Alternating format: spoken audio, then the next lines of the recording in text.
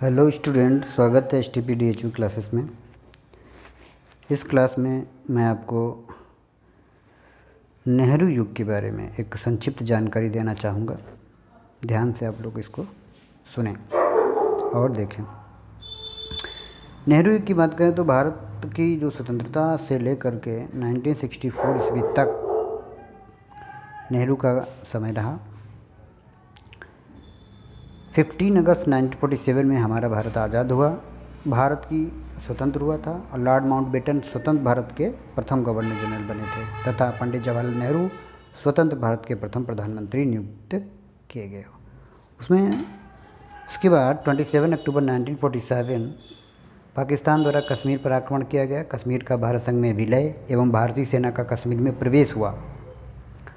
30 जनवरी 1948 में क्या हुआ? नई दिल्ली में नाथूराम गोडसे द्वारा महात्मा गांधी की हत्या गोली मार कर दी। और 21 जून 1948 में चक्रवर्ती राजगोपालाचारी लॉर्ड माउंटबेटन के स्थान पर स्वतंत्र भारत के प्रथम भारतीय गवर्नर जनरल नियुक्त किए गए थे। 17 सितंबर 1949 हैदराबाद रियासत का भारत संघ में विलय हुआ। 3 नवंबर 1948 में प्रधानमंत्री पंडित जवाहरलाल नेहरू ने द्वारा संयुक्त राष्ट्र संघ महासभा में संबोधन हुआ।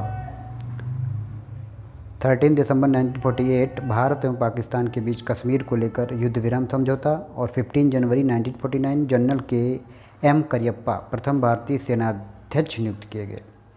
9 सितंबर 1949 में हिंदी राष्ट्रभाषा के रूप में स्वीकार किया गया। 6 अक्टूबर 1949 राष्ट्रीय रक्षा अकादमी का शिलान्यास किया गया।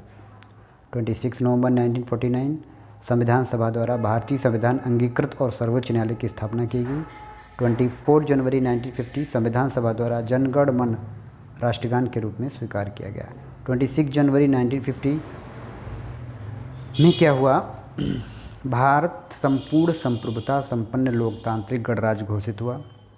भारतीय संविधान लागू हुआ था, लेकिन संविधान 26 नवंबर 1949 में बनकर तैयार हो गया था, लेकिन लागू कब हुआ? 26 जनवरी 1950 में। राष्ट्र चिन्ह अशोक स्तंभ भी इसी डेट में अंगीकृत किया गया। भारत संयुक्त राष्ट्र सुरक्षा परिषद का अस्थायी सदस्य भी इसी डेट में बना था और देशी रियासतों के भारत संघ में विलय का कार्य भी इसी समय पूरा हुआ था। इसके बाद की घटनाएं अगले पार्ट में आपको मिलेंगी। Thank you very much.